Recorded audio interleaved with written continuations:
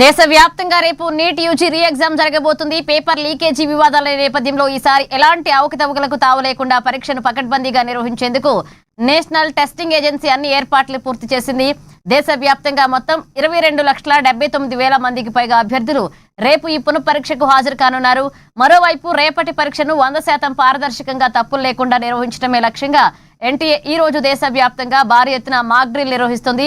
ఉదయం 9 గంటలకు ప్రారంభమైన ఈ మాక్ డ్రిల్ రాత్రి 8 గంటల వరకు నిరంతరాయంగా కొనసాగనుంది. పరీక్షా కేంద్రాల live monitoring, biometric verification, metal డిటెక్టర్ల పనితీరు, మల్టీ లేయర్ సెక్యూరిటీ ఏర్పాటును అధికారులు ఈ మాక్ డ్రిల్ ద్వారా క్షుణ్ణంగా పరిశీలిస్తున్నారు. ఇక దాదాపు 2.5 లక్షల మంది భద్రతా సిబ్బంది, 5,000కు పైగా సీసీటీవీల నిఘాతో ఈ పరీక్ష నిర్వహించనున్నారు.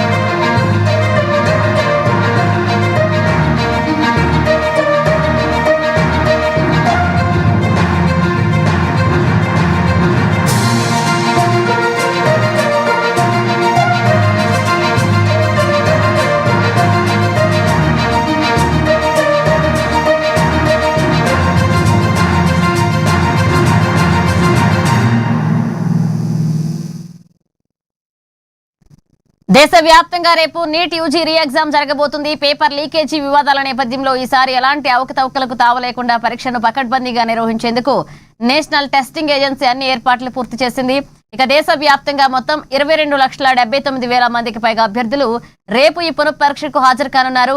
మరోవైపు రేపటి పరీక్షను 100% పారదర్శకంగా తప్పులు లేకుండా నిర్వహించడమే లక్ష్యంగా ఎన్టీఏ ఈ రోజు దేశవ్యాప్తంగా భారీ ఎత్తున మాక్ డ్రిల్ నిర్వహిస్తుంది.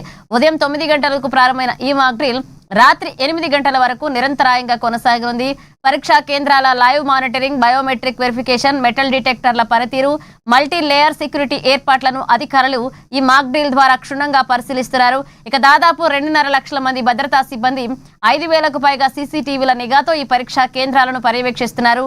ఇక అభ్యర్థులు రేపు ఉదయం 11 గంటల నుంచి మధ్యాహ్నం 1:30 గంటల వరకు లోపు మాత్రమే పరీక్షా కేంద్రంలోకి అనుమతించబడతారని, ఆ తర్వాత గేట్లు మూసివేస్తారని ఎన్టీఏ స్పష్టం చేసింది.